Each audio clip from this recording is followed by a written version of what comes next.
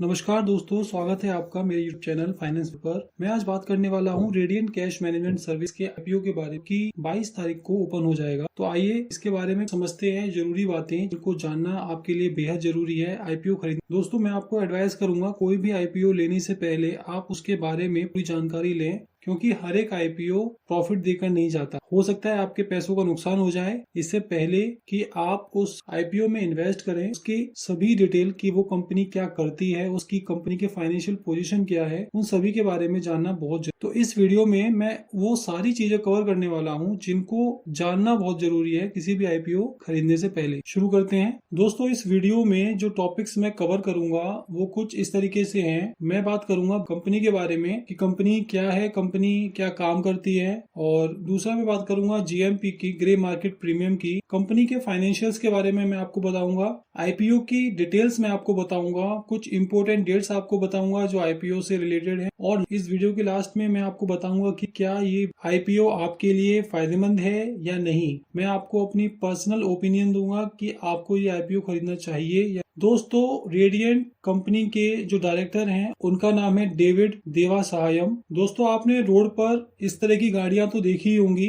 जो कैश को एक जगह से दूसरी जगह पर ले जाने का काम करती है। यही सर्विस रेडियंट कंपनी का काम है। रेडियंट कैश मैनेजमेंट सर्विस का मेन काम है कैश का मैनेजमेंट, यानी कि जितने भी बैंक्स और फाइनेंशियल इंस्टीट्यूशन होती हैं, जैसे कि कोई भी एनबीएफसी या कोई भी ई वॉलेट कंपनी, उन सभी का कैश का मैनेजमेंट करने का काम रेडियंट कैश मैनेजमेंट करती है। दोस्तों, ये कंपनी 2005 में इनकॉर्पोरेट हुई थी। दोस्तों, यह company retail cash management service में एक लीडिंग कंपनी है। एक फाइनेंशियल जो कि bank, financial institution, organised retail and e commerce companies के साथ में जुड़ी हुई है। इस कंपनी में लगभग 2012 एम्प्लॉई हैं एज ऑन 31 जुलाई 2000। दोस्तों, यह company cash, cheques pickup, cash और चेक का पिकअप, डिलीवरी सर्विसेज, कैश की processing, solid currencies, notes, coin और ATM cards, cassettes, important document, ATM service, इन जैसे काम करती है। दोस्तों, यह कंपनी आरसीएम सेगमेंट की, अगर बात नेटवर्क लोकेशन की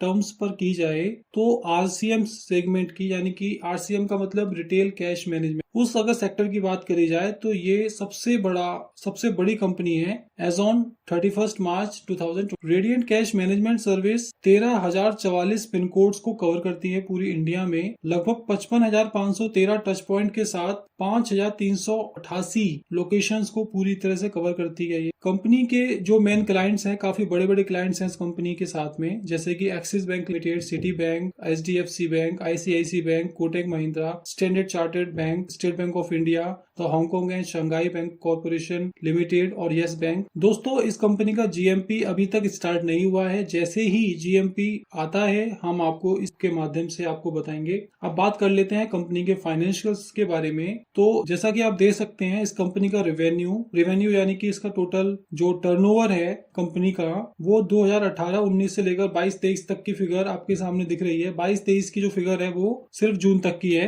तो 18-19 से आप देख सकते हैं इसमें लगभग थोड़ा हर साल थोड़ा थोड़ा बढ़ रहा है। 20-21 में थोड़ा सा कम हुआ है, लेकिन 21-22 में वापस से काफी ज्यादा बढ़ गया है। तो 21-22 में जो लास्ट रेवेन्यू था वो 286 करोड़ था, जो कि 2018-19 में 223 करोड़ का रेवेन्यू था इनका, जो कि 19-20 में बढ़कर 251 करोड़ हुआ। 20-21 में 224 करोड़ हुआ, थोड़ा सा हो गया, और 21-22 में ये बढ़ करके 286 करोड़ हो गया। और 22-23 में जून तक जो फिगर है, यानी कि अप्रैल मई जून सिर्फ 3 महीने की जो फिगर है वो 84 करोड़ की। जो अगर बात प्रॉफिट की जाए, कंपनी ने पिछले सालों में प्रॉफिट कितना कमाया, तो आप देख सकते हैं 2018-19 में 25 करोड़ का प्रॉफिट कंपनी ने कमाया था, जिससे बढ़कर के 19 में 33 करोड़ का हुआ, 20-21 में थोड़ा सा कम 32 करोड़ का हुआ, फिर 21-22 में फिर से बढ़ करके ये 38 करोड़ तक पहुंच गया था। तो कंपनी का प्रॉफिट भी साल दर साल बढ़ रहा है। और 22-23 में अगर जून तक में कहूँ तो 15 करोड़ का प्रॉफिट अब तक हो चुका। कंपनी का प्रॉफिट हर साल बढ़ रहा है। कंपनी की बोरोइंग्स के बारे में बात करी जाए, बोरोइंग्स यानी कि कंपनी कितना उधार लिया हुआ है कंपनी ने, तो आप देख सकते हैं 18-19 में 17 करोड़ का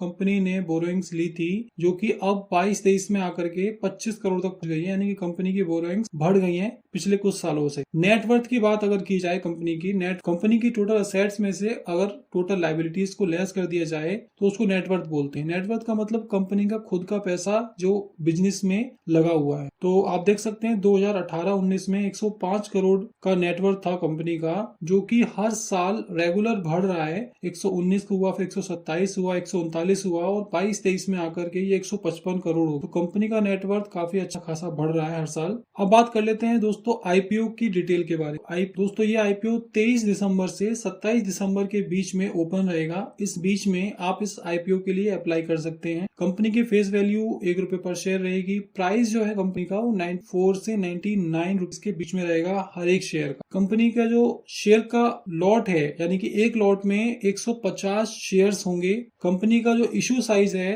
वो 387 करोड़ का है। प्राइस अर्निंग रेशियो की बात करी जाए तो 17.34 प्राइस अर्निंग रेशियो है, जो कि इसके कॉम्पिटिटर से कंपैरिजन करें तो थोड़ा सा ज्यादा है। मार्केट कैप 1062 करोड़ का है। अब बात कर लेते हैं दोस्तों आईपीओ के लॉट साइज। अगर आप आईपीओ के लिए अप्लाई करते हैं तो आपको कम से कम एक लॉट तो परचेज करना होगा और एक लॉट के अंदर 150 शेयर्स होते हैं, जिसकी वैल्यू 14,850 रुपए की होगी। यानी कि आपको मिनिमम 14,850 रुपए का इन्वेस्टमेंट करना होगा इस आईपीओ में इन्वेस्ट करने के लिए। मैक्सिमम आप 13 लॉट्स खरीद सकते हैं कंपनी के, जो कि होंगे 1,93,050 रुपए के। कुछ इंपोर्टेंट डेट्स मैं आपको बता देता हूँ। ओपनिंग जैसा कि मैंने बताया 23 दिसंबर को और आईपीओ क्लोज हो जाएगा 27 दिसंबर, यानी कि 27 दिसंबर के बाद इसमें आप अप्लाई नहीं कर पाएंगे। 30 दिसंबर को कंपनी अलॉटमेंट करेगी और रिफंड को इनिशिएट करेगी 2 जनवरी। डीमेट में जो शेयर्स का क्रेडिट होगा वो 3 जनवरी 2023 को होगा और लिस्टिंग जो डेट है, लास्ट जो लिस्टिंग डेट होती है, इस तारीख को हमें पता चलेगा कि कंपनी के शेयर मार्केट में, स्टॉक मार्केट में कैसा परफॉर्म करेंगे, कैसा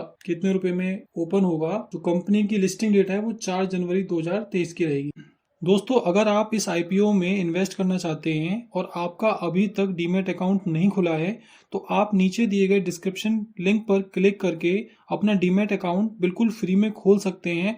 साथ ही में कंपनी आपको 100 रुपए शुरुआत में देगी इन्वेस्ट करने के लिए। अब बात कर लेते हैं कंपनी की कुछ स्ट्रेंथ और कुछ वीकनेस के बारे में। तो अगर मैं स्ट्रेंथ के बारे में बात करूं तो लीडिंग कंपनी है ये कैश मैनेजमेंट सर्विस, यानी कि काफी बड़ी कंपनी मानी जाती है। आपने इनकी गाड़ियां चलते हुए रोडों पर काफी बार देखी भी होंगी, शायद आपने नाम गौर नहीं किया हो और शायद आप आगे इसको नोटिस करना। Pan India presence with a strong network, बहुत अच्छा नेटवर्क है इस कंपनी का पूरी इंडिया के अंदर। और डाइवर्सिफाइड क्लाइंट बेस है, मतलब काफी सारे क्लाइंट्स हैं, अलग अलग तरह के क्लाइंट्स हैं जिसके साथ इस कंपनी का काफी लंबा रिलेशनशिप है और एक एक्सपीरियंस्ड मैनेजमेंट टीम के साथ में एक। अगर बात इसके रिस्क की जाए, यानी कि इसकी वीकनेस की जाए, तो जैसा कि आप जानते हैं इंडिया फ्यूचर में कैशलेस होता जा रहा है। ऐसे में कैश का जो ट्रांजैक्शंस हैं वो कम हो जाएंगे, तो उसका फर्क भी इस कंपनी के परफॉर्मेंस पर पड़ेगा। दूसरा, अगर कोई भी इंडियन बैंक अपने किसी भी प्रोसीजर्स में कोई चेंज लाती है कैश मैनेजमेंट से रिलेटेड, तो वो भी इस बिजनेस को डायरेक्टली इफेक्ट। दोस्तों यह कंपनी बहुत ही लिमिटेड नंबर्स ऑफ कस्टमर पर डिपेंडेंट है। अगर किसी वजह से कुछ कस्टमर्स इससे अलग हो जाते हैं तो भी इस पर इसका काफी बड़ा इम्पैक्ट। तो फाइनली दोस्तों मैं एक बात बोलना चाहूंगा इस कंपनी के बारे में कि इस कंपनी में अप्लाई करना थोड़ा सा रिस्की हो सकता है। ऐसा कुछ फाइनेंशियल्स कंपनी के सही हैं, फाइनेंशियल्स में ऐसा कुछ भी बुराई नहीं है, लेकिन कंपनी का जो प्राइस अर्निंग रेशियो है वो काफी ज्यादा है, जिसकी वजह से ये ओवर वैल्यूड हो सकता है और जब लिस्टिंग होगी तो इसकी वैल्यू थोड़ी सी मार्केट में कम हो सकती है। ऐसे में जरूरी नहीं कि ये आपको कंपनी प्रॉफिट ही दे, बाकी आप अपने हिसाब से इस कंपनी में इन्वेस्ट कर सकते हैं। इसी के साथ मैं इस वीडियो को एंड करूंगा। अगर आपको ये वीडियो पसंद आई हो तो इसको लाइक जरूर करें और इस चैनल को सब्सक्राइब करें। Thank you.